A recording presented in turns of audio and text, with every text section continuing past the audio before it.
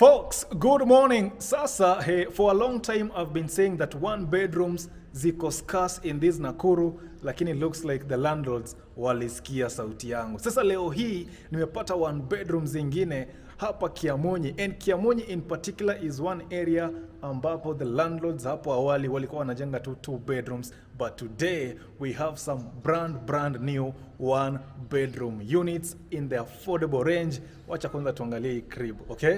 Haya bas, sasa niko third floor of this crib, all right, third floor, and that is the, the balcony hapo, okay? Na njia of course ambayo inakuja all the way here. So this is one of the units ambayo iko clean, imesafishwa. So we are going to use it as a sample. Cheki toko ka one bedroom, kako neat tu kasafi, tiles chini pale napenda. All right, the size of the room itself is just, enough for a one bedroom, okay? Kuna tu wall lamps pale, tuwili, dirisha pale, natural light, inakuja tu kwa nyumba vizuri. I really like this. Alafu internet pia wanaweka, alright? This wire hapo unaona, wataweka hapo router, socket ya TV, kuna moja hiyo pande, na kuna ingine hapa pia. So ni wewe utaamua penye unataka TV yako kuisunda. Alright, I really love this one bedroom here. So the folks have been doing curtain rods, okay? Kwa hizo in the other units. This one in particular I'm using it as a sample. Kuna mtu anakuja kuingia hapa, but you will get yours, usijali, ziko mingi. Alafu it's open kitchen, alright? So before we even go there, cheki tu hapo hivyo, okay? So kuna kasink hapo na kioo hapo vizuri. Alafu in this space, imagine unaweza sunda hata hapa hivi ka fridge, okay? In this space hapa. Alafu of course pale jikoni namna gani mambo yake. So umewekewa hadi socket ya kuka hapo, okay? Ka serving area hapa kiasi yake, place ya kupika chapati, alright? Maji hapa, butone kama maji iko. Bas, there is water, alright? So maji iko na mita ziko pale nje, kila mtu analipa maji kulingana na vile anatumia, okay?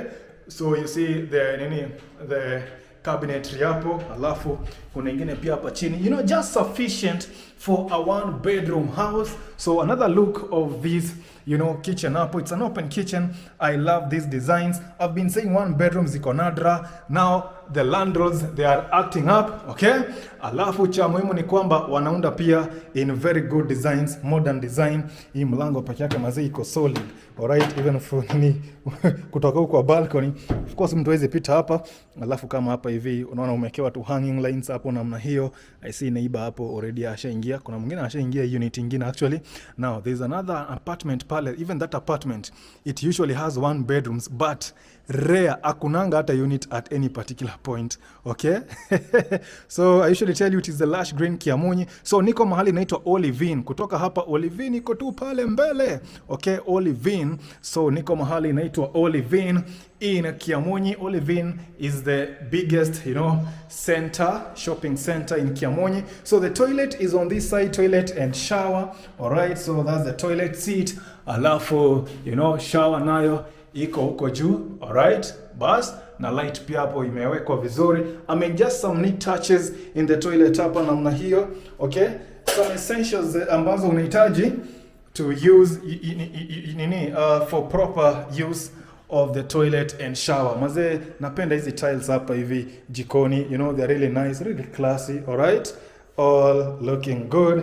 Even chini maze, tiles hapa, yani hapa hakuna kitu busy. Napenda the taste of this house. Hizi milango ni kama watakuja wapake this thing ambayo wanapakanga hapa kwa mlango wamalize. Is there any door maker ana watch atuchanue atuambie inakuwa nini hiyo?